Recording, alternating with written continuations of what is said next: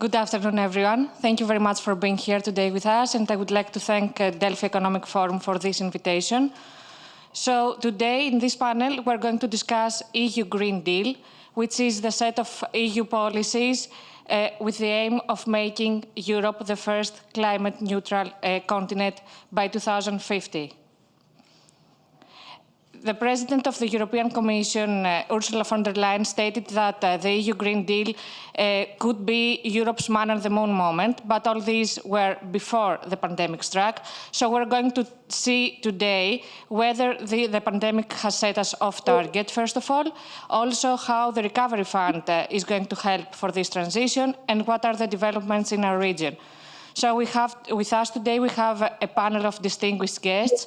First of all, joining us from Brussels is the Executive Vice President of the European Commission, Frans Timmermans. We have the Greek Minister of Environment and Energy, Konstantinos Skrekas, and the Minister of Environment and Physical Planning of the Republic of North Macedonia, Naser Nuredini. First of all, I would like to start with Mr. Timmermans. Good afternoon, Mr. Timmermans. What are the current developments and what will be the future in our efforts to achieve the European Green Deal? And do you think that the pandemic has set us off target, or can we still achieve our goals for a climate-neutral Europe by 2050?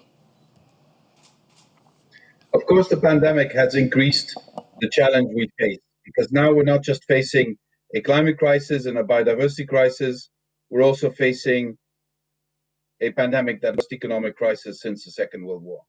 But since Europe has decided to collectively invest in our recovery and to make the basis of that recovery a green and digital recovery, I think the European Green Deal has more chances of being successful now that we have decided to collectively organize our recovery than before the pandemic. We will have at our disposal in the next 7 years 1.8 trillion euro to make sure that we prepare our society for a sustainable future.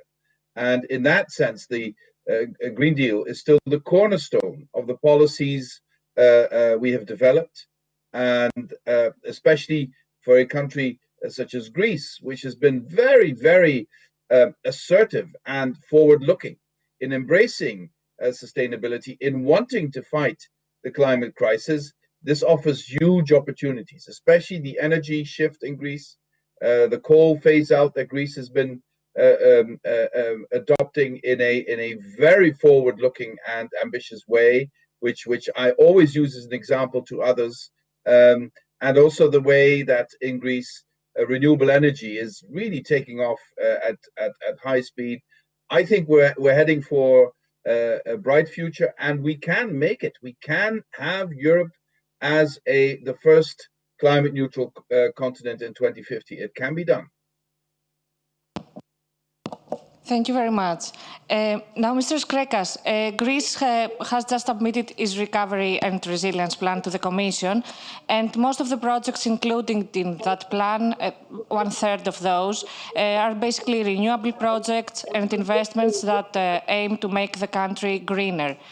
Could you please tell us the most emblematic projects for this direction, basically, and how confident are you that Greece will be able to achieve this goal? Well, let me first say that we all want prosperity, resilience, and long-term sustainable growth for our countries. And therefore, we have to be aware that we can only ensure sustainable growth, long-term sustainable growth, only if we manage to combat all causes of the climate change and mitigate all the consequences of the climate crisis. Therefore, that's why in Greece we are currently designing and implementing one of the most ambitious energy and climate plans of Europe. For example, take the example of the early digitalization. The Prime Minister Kyriakos Mitsotakis itself took a very ambitious and a very visionary decision the moment that he took office by deciding to decarbonize our electricity energy mix earlier than any other European country. Therefore, all lignite power plants will be closed by 2028. In fact, they all, apart from one, will be closed, will be phased out by 2023, apart one which is going to be converted into a gas power plant in 2025, according to the latest plans by PPC. Therefore, our actions, our decisions show that Greece is sharing the European vision, is sharing the European target, the common target for Europe to be the first carbon neutral continent by 2050. And for this, of course, we're going to utilize economic sources coming from Europe, like the Recovery and Resilience Fund.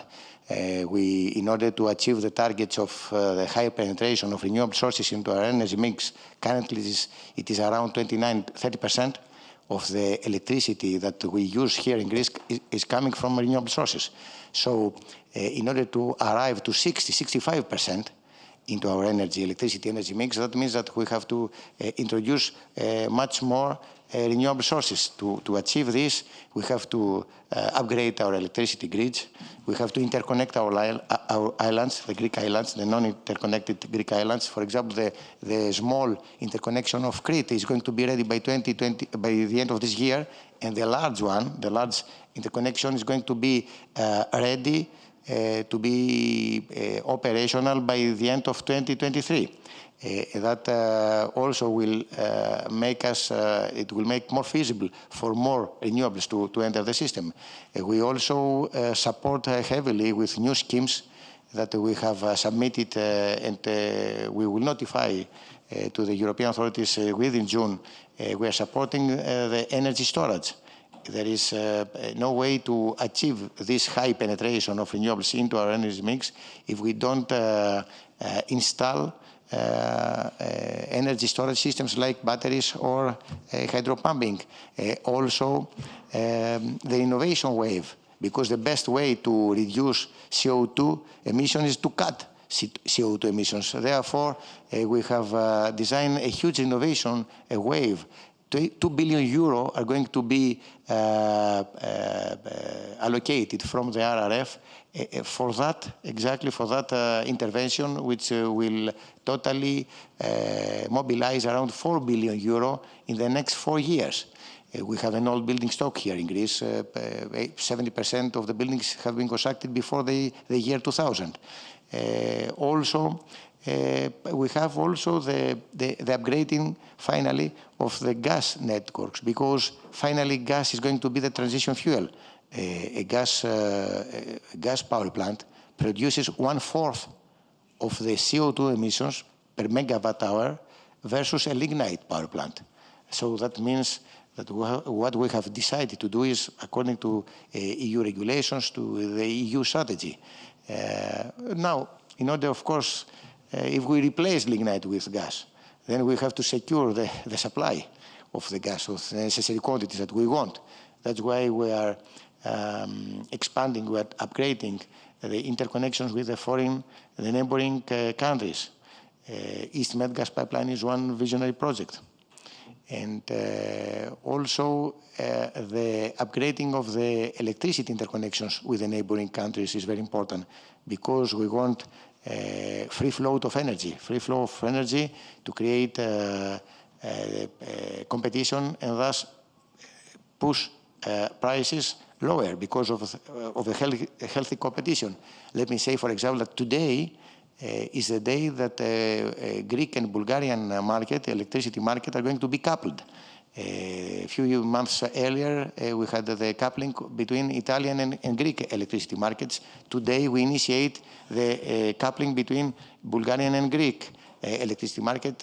So this also will have competition And finally, all this will help achieve more competitive prices for the consumers, for the households, for the businesses on one hand, and on the other hand, to protect our planet. Thank you very much. I will come back to these issues you mentioned, East Med Pipeline and the other projects. But before, I would like to ask Mr. Nuredini, how is North Macedonia and the Western Balkans viewing the European Green Deal? Do you think there is a danger for smaller countries in EU's neighborhood to be left behind? What needs to be done so the Western Balkans are not left out of this very important transition? Thank you. First of all, good afternoon to everyone. As you know, all of us signed the Sofia Declaration not too long ago, which in other words made us, we all endorse the EU Green Deal, which has, of course, the Western Balkan Green Agenda behind it.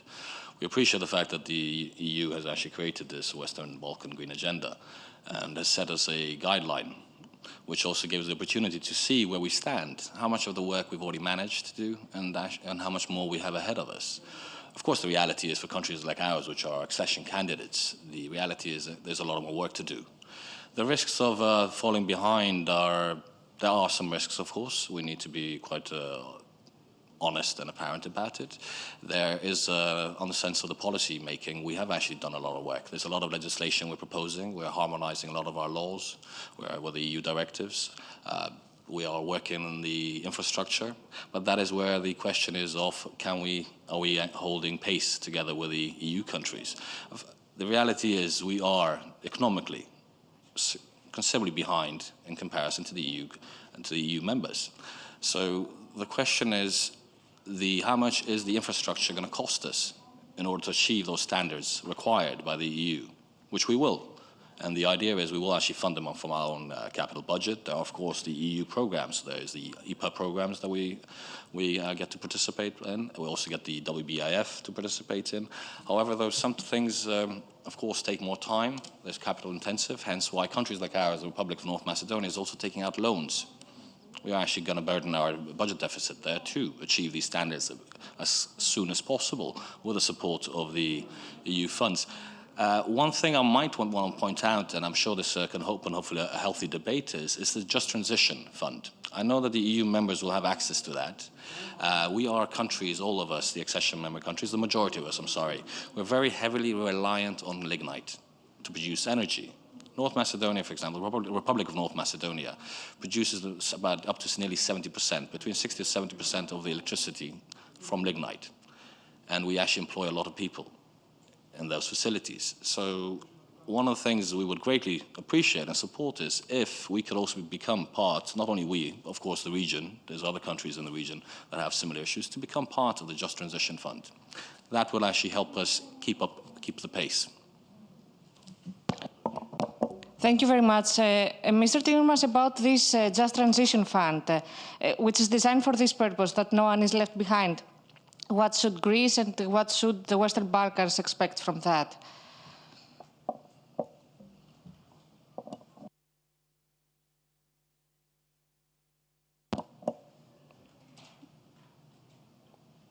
We can't hear you.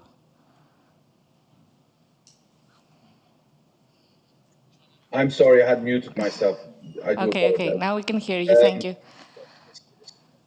So I want to say two things. First of all, to be very clear, the Just Transition Fund is an instrument for the member states of the European Union. But having said that, the experiences we will have in the Just Transition Fund to show what works, what doesn't work, how you can get people from the jobs that will disappear to the new jobs that will be there, because the truth is that transiting to a sustainable economy offers you more jobs than the present economy. The only problem is you need to get people to have the skills to fill those jobs in the regions affected, the coal mining region. So we will have a lot of experience to share. On top of that, I do believe we need to intensify our cooperation with the countries in the Western Balkans in their energy transition. I think energy transition becomes one of the main topics and one of the main areas of constructive cooperation with the candidate countries and with the other countries in the Western Balkans. Greece is a great example for them in that area, but I also believe, we should incentivize many of the European EU companies to invest more in the energy transition. Because, for instance, I had a discussion yesterday with the Prime Minister of the Republic of North Macedonia, where we went into this energy transition very precisely, which areas, the incredible opportunities, especially solar energy offers for the region, given that the price of solar energy of the investment is decreasing. So the revenues, once you invest, both for the investor and for the consumers, because the electricity price will go down, is huge. So it is a sure investment and a safe investment, and we need to create the right conditions so that these investments can happen. And on a side note, I really need to make that comment because I have been working, as some of you might know, in this part of Europe for over 30 years. It is heartwarming to see how the Republic of North Macedonia and Greece work together, looking for joint opportunities, creating jobs, creating growth. I find this, in moments of pessimism about Europe's future, if you see what is possible once two neighbors decide to work constructively together, just take a look at the Republic of North Macedonia and Greece, and you will get more optimistic. Thank you. I would like to stay a bit more on that. There are a number of projects indeed between Greece and North Macedonia, including the interconnector gas pipeline. So I would like to ask you, Mr. Skrekas, what is the role that Greece wants to play in the Balkans in terms of energy diversification and energy security? Well, the agreement between Greece and North Macedonia is by 99% ready. We have submitted the draft to the European authorities to take the clearance. So we are very near at that point that we can commence the construction of that visionary project. As my friend Naser, my counterpart minister, said, right now the energy mix of North Macedonia is coming mainly from lignite generation. That means that there is opportunity to introduce gas into their energy mix, and for that, for sure, they want security of supply. So we have to ensure the diversification of the routes and of the sources. And for this, Greece could be very helpful, and we very much committed to support North Macedonia in their energy plans. Let me say that the completion of the FSRU, the terminal in Alexandroupolis, where we will have the opportunity to import LNG and transfer this via Greece to North Macedonia, is also an option. Single source of supply offers advantages, but also some challenges. So it's always better to have open choices.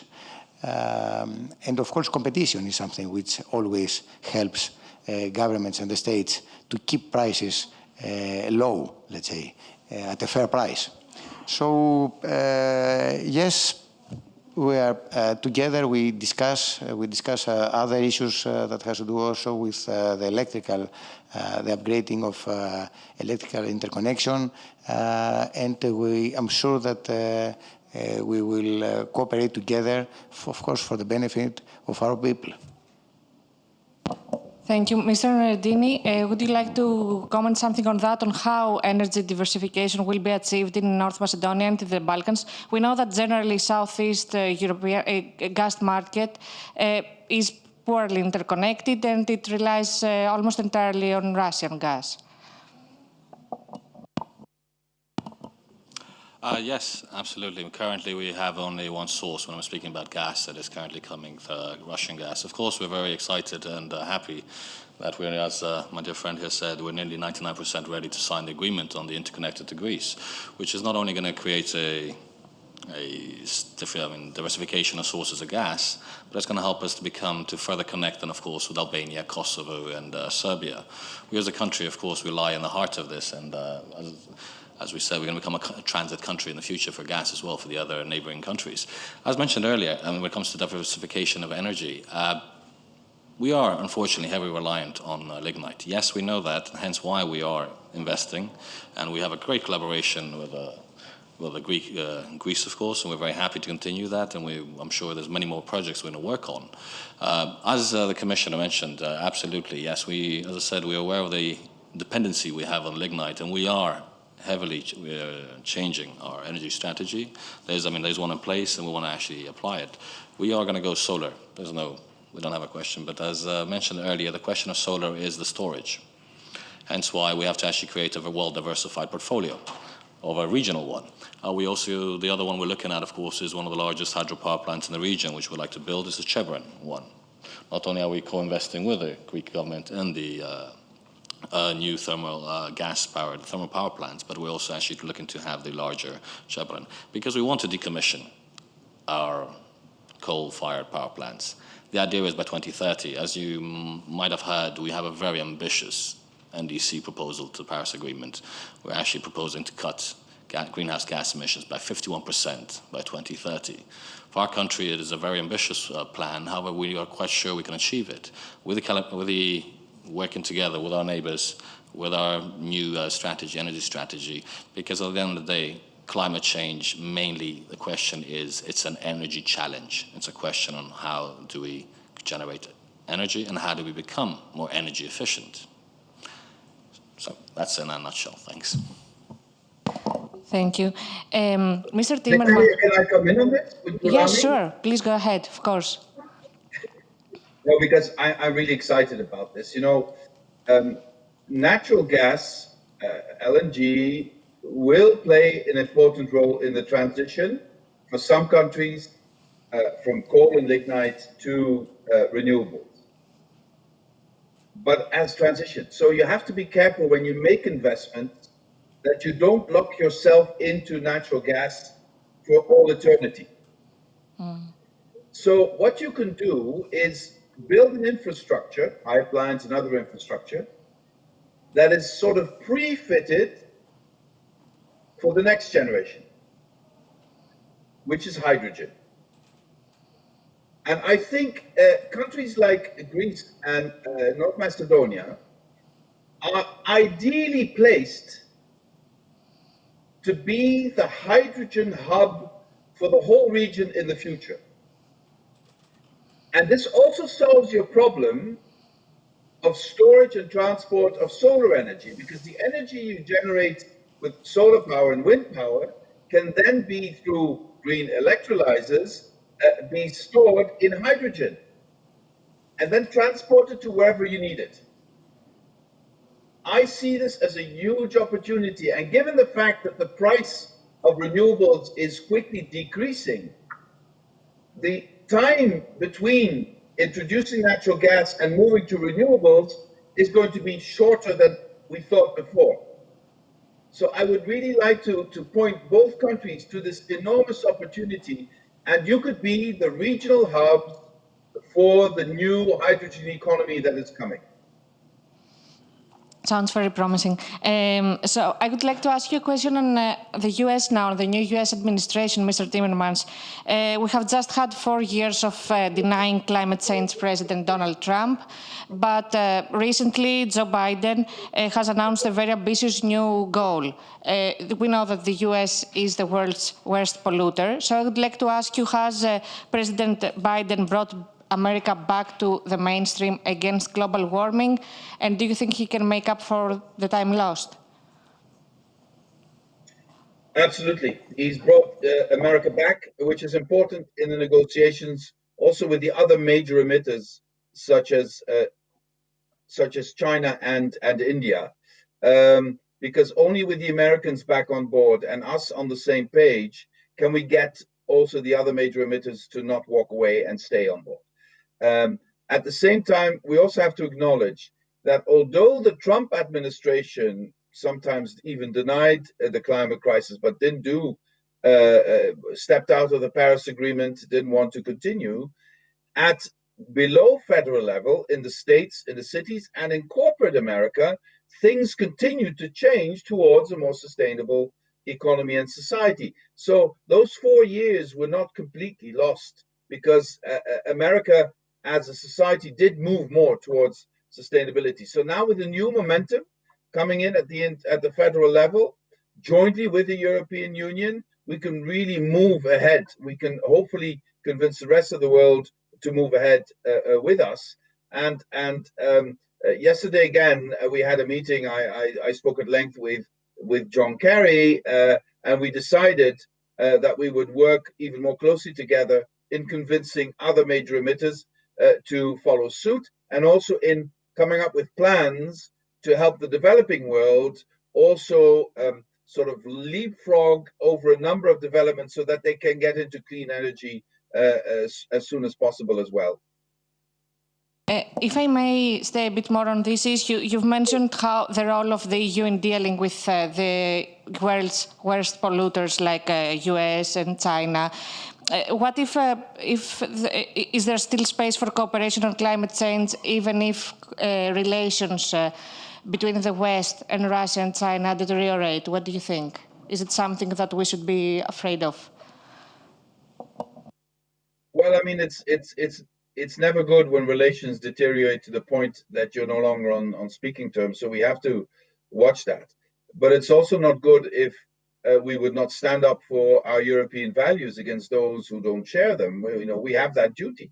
If we don't stand up for our values, Europe is worthless.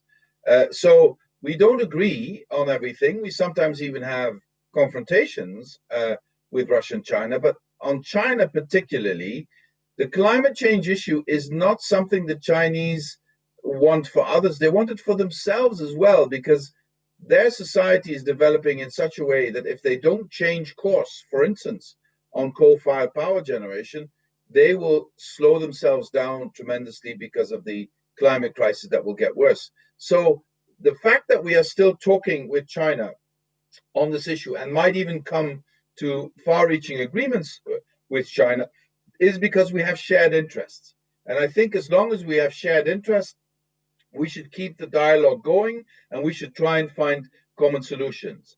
Also with Russia, although it's more complicated because in Russia, the sense of urgency on this issue is coming, but it's coming a bit more slowly. Also in Russia, we will have to keep the dialogue going and find common solutions because we share a continent with Russia, and we will have to find solutions starting from our values and defending our strategic interests, but also taking into account that, let me put it very bluntly, that a stable and prosperous Russia is more in the interest of the European Union than an unstable and poor Russia that will cause security problems for us. Of course, makes sense. Thank you very much.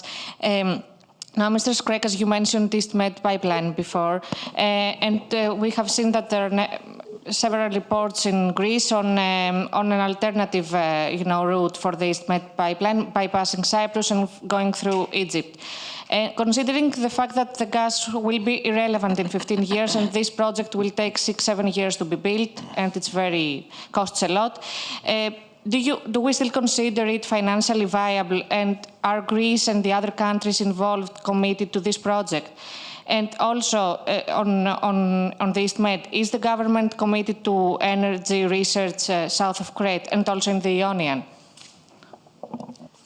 Well, I don't know how relevant gas will be within these 15 years. Most probably we will have gas around us for 20-30 years, according to international estimations. So let me say, following what I said earlier, that in Greece we want to secure the supply of natural gas. Because we are changing our energy mix, we stop using lignite, we replace with a far greener fuel, which is natural gas.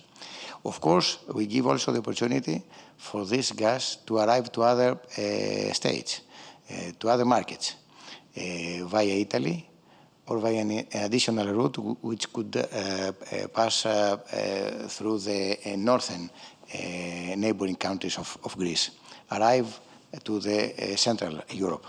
So we fully support this visionary project on the route that it's already currently being studied from Israel via Cyprus to Greece, and from Greece to Italy, either to other countries northern of Greece.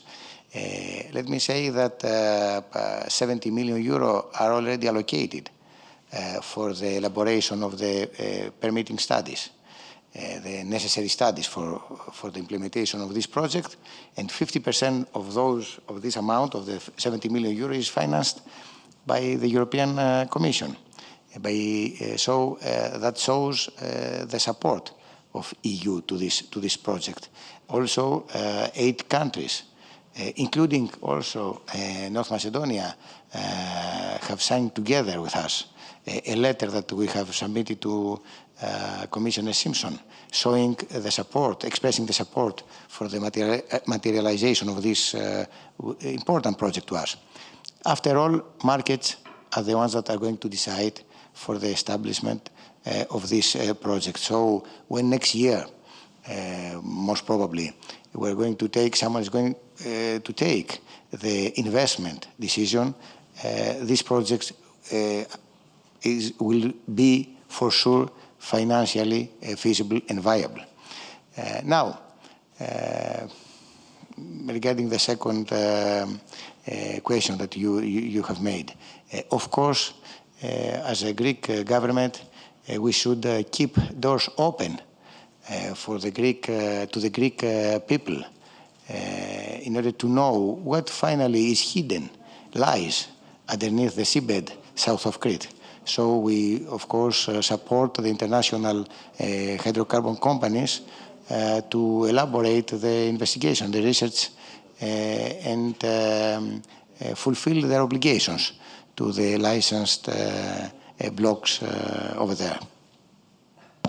If I could ask also for a comment on this project from the other two, Mr. Nuredini, what do you think about this project? I mean, Mr. Skrekas mentioned that the Balkans or other neighboring countries could be another route instead of Italy. And what do you think about the energy projects in the East Med? How do you view them?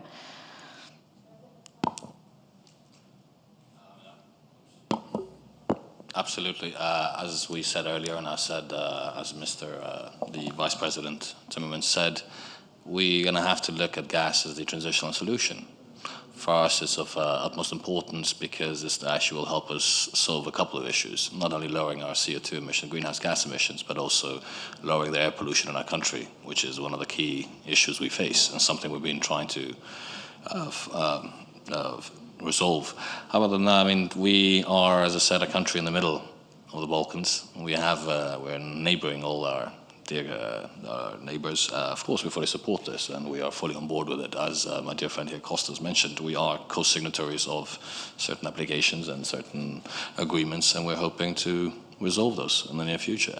If I may just come back, though, I would like, if possible, to Vice President Timmermans' comment earlier. I fully endorse, and I actually am, and I'm so glad to hear it from you regarding the future of hydrogen. It's something I think is going to be vital to countries like ours, as you mentioned, for storage. And maybe I can make a bit of an optimistic and ambitious claim here. I'm sure Minister Skrekas and my dear friend Kostas and I here, we can sure apply for one of these projects for our country to start becoming the hub, or our region become the hub on the hydrogen development. It's like we're a region here, as we all know, we have up to 260 days plus of sun, something we should, of course, catch. And if we can store it, and I'm sure we're going to have the support of the EU here to implement and start these kind of projects, it would be a great sign of course, it will be a great collaboration between Greece and the Republic of North Macedonia. Furthermore, though, it will be a great sign that countries like ours, which are only still accession candidates, can actually dream of new technology starting to be implemented and invested in this region. Sorry, I had to come back to that because I've been reading about hydrogen since the early 2000s, by the way. Thank you very much. Let me also add that East Med gas pipeline is going to be hydrogen ready, and which is also almost maybe 20% of the capacity will be, could be even up to 20% used for hydrogen. Thank you. Mr. Timmermans, would you like to comment on the energy projects in the East Med gas pipeline and the other projects? Well, in general, I would like to say that the more we can diversify our energy resourcing, the more stability we create. Stability in the market, but also geopolitical stability. The more we can use that to transition step by step into renewables, the better it is. And I see that this is also the strategic intention of the Greek government. I support that fully. I also see that countries in the region, like North Macedonia, are on the same line. And I stress, you could be an incredibly important regional hub for these developments because you're ahead of many other nations in the region. So I see this as an incredible opportunity and a contribution to European security and stability, because of course any energy project has a security and stability component. If I can just come back for one moment on the issue of hydrogen, it is really great news to build infrastructure that is pre-fit also to transport hydrogen and perhaps other carbon neutral gases such as ammonia that can also be a fuel of the future. The investment you need then to go to a hydrogen energy system is only 25% of the investment you would need if you were to create a completely new infrastructure. So there's all sorts of reasons to believe in this. And when I asked the Commission services to develop for me a hydrogen strategy, people were, why hydrogen? And that's only 2 years ago. And now hydrogen is sort of is almost a rock star in the energy world, and everybody wants to be part of it. We announced that we could produce by 2030 40 gigawatts of green hydrogen in 2030. If we work with our neighborhood, because there's also a lot of interest in our neighborhood for this, in North Africa, but also in Eastern Europe, we could double that to 80 gigawatts of green hydrogen. Now, commercially, some companies say that we can go even beyond that. So this is a huge investment opportunity. And also, if you invest in this first, you will also be leaders. And if I may, one very brief comment, because we need to wrap up, from Mr. Timmermans about the trend we see more and more young people protesting and requesting more action against climate change. Do you think that this is helping the global leadership to secure a climate future for the next generation? Well, we would not have a European Green Deal if we did not have the Fridays for Future movement. And can I just end with a very political remark? Please, please, lower the voting age to 16 years of age so that young people can actually really have a say in our politics. Thank you very much. Thank you very much, Mr. Timmermans, for joining us, and thank you, the two ministers, for being here today with me. Thank you all, and we hope that before too long we will be back in Delphi. Thank you very much.